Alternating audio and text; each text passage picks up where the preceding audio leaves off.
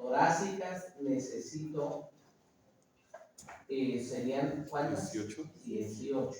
¿No bien? ¿Esto es en? Equinino. Sí, pero el número romano. Lumbar.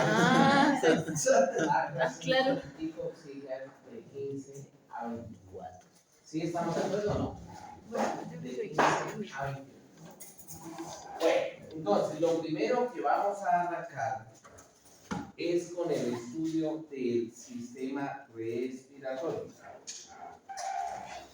Estudio del sistema respiratorio.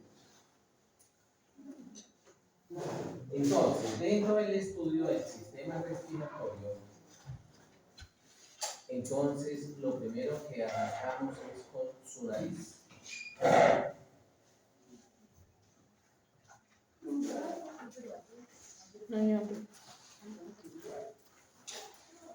Don Carlitos, una cosita, no se olvide que yo ya... Pegaditos, con eso avanzamos.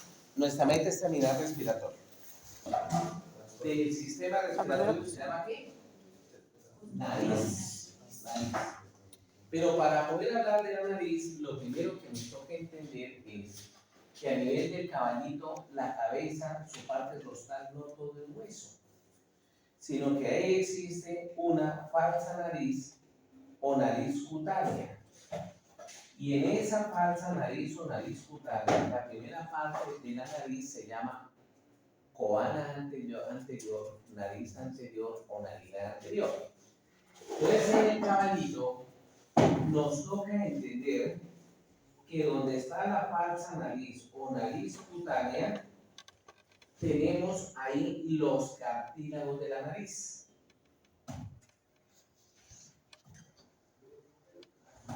Mírenlo acá.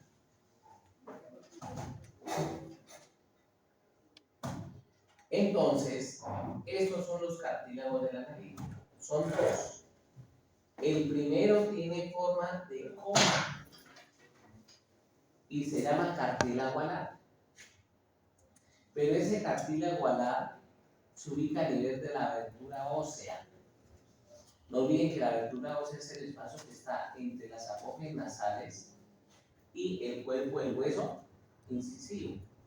Y en la muesca nasoincisiva o nasomaxilar viene el cartílago lateral. Y el cartílago lateral tiene una porción dorsal y una porción ventral. ¿Estamos todos de acuerdo o no? El cartílago alar tiene dos porciones. La lámina es dorsal y el arco es, y el cuerpo, perdón, de ubicación ventral y lateral. Por eso el caballo, cuando está en reposo, el ollar anterior, la narina anterior o la coana anterior tiene forma de coma invertida. ¿Estamos todos de acuerdo? ¿Algo? ¿Sí o no? Sí. Entonces, miremos el ollar del caballito. Ahora sí. Uno bien bonito. Míralo acá. Entonces, el ollar está formado por dos porciones, una a la medial y una a la lateral.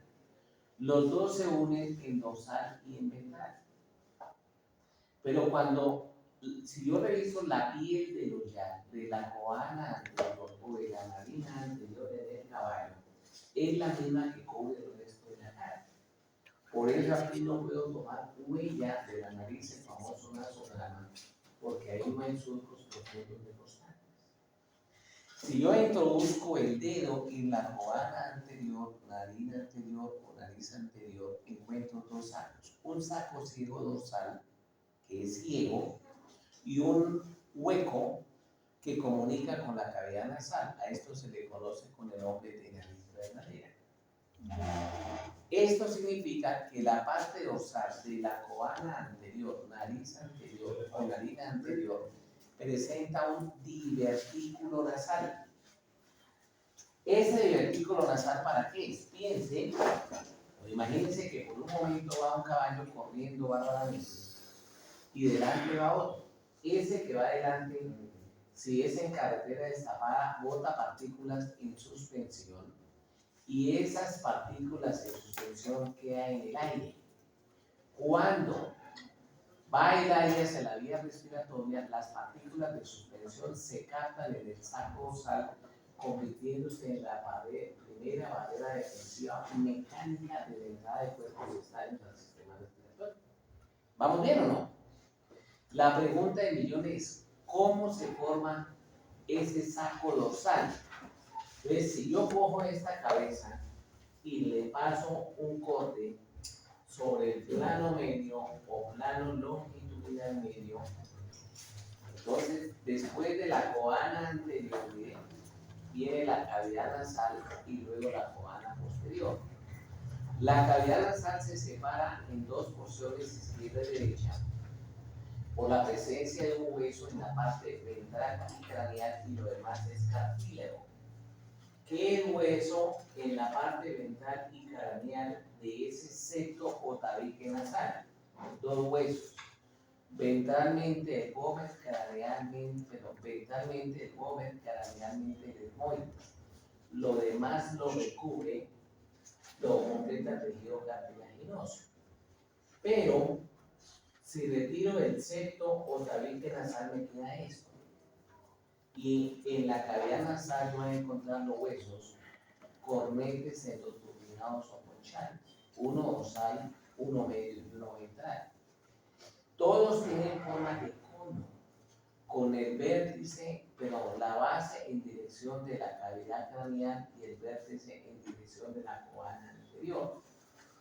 De la parte dorsal y hacia rostral de la concha ventral va un pliegue, lo ven con el número 44. Ese pliegue se llama pliegue alar. ¿A dónde va? Al ala medial del olar.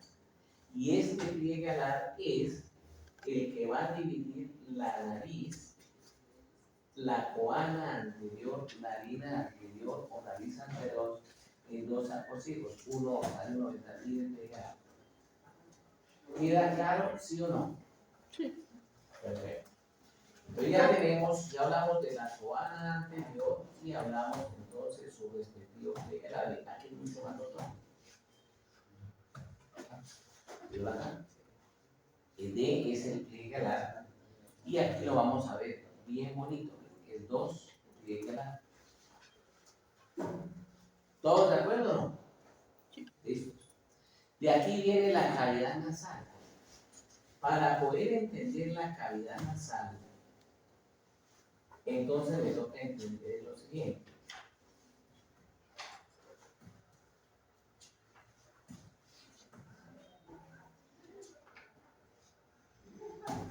Vamos a entender o hablar del aparato lagrimal, del cual nosotros ya hablamos cuando hablamos de anestesiología. ¿Pero acá?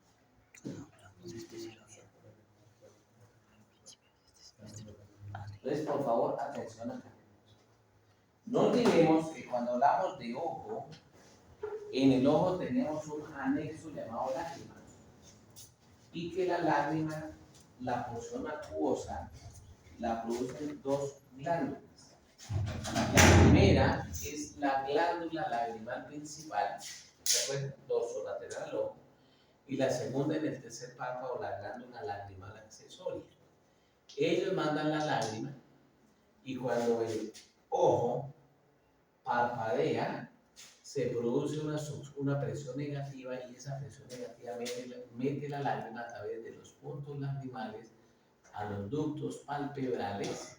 De aquí pasan al saco y del saco viene un ducto llamado naso lagrimal, el cual termina en el piso de la cavidad nasal. Segunda barrera defensiva del sistema respiratorio. Primero, que no entre partículas en suspensión. Ya vemos que eso lo bloquea el paso de gas. ¿Sí se acuerdan o no? Y segundo, ese aire tiene que ingresar húmedo al alvéolo para que no se lesione el alvéolo. ¿Quién lo merece? Las lágrimas. ¿Todo bien o no? Entonces miremos porque la cavidad nasal se divide en dos porciones. La primera se llama vestíbulo nasal y la segunda cavidad nasal verdadera. Miren acá.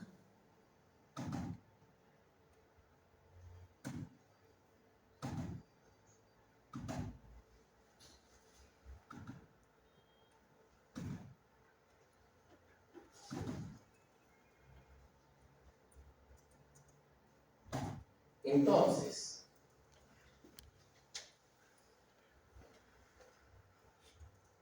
esta fotico, vemos aquí el caballito.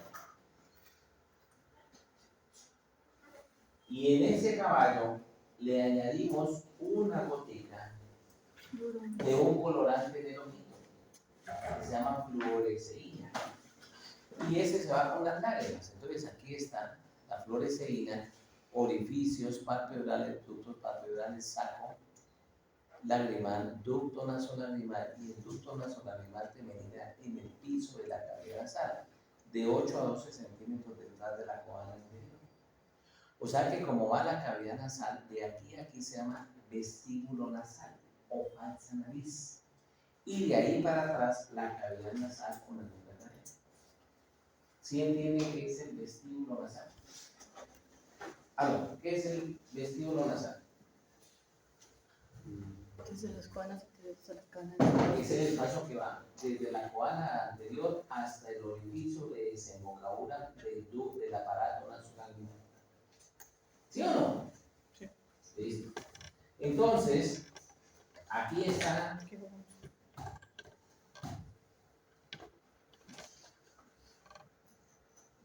en el caballito. ¿Ves? En la cavidad, o sea que de aquí para acá vendría el vestíbulo nasal y esta es la cavidad nasal. Hablamos ya de que ahí existen los huesos cornetes entortinados o conchadas, pero están también los meatos. Ya no repetimos eso porque eso es generalidades. Meato dorsal, meato medio, meato ventral, y conectando todos el meato. En el caballo, ¿qué es lo importante? Miren que ahí están los senos, frontal, esfenopalatino y maxilar. El seno frontal comunica con el meato dorsal.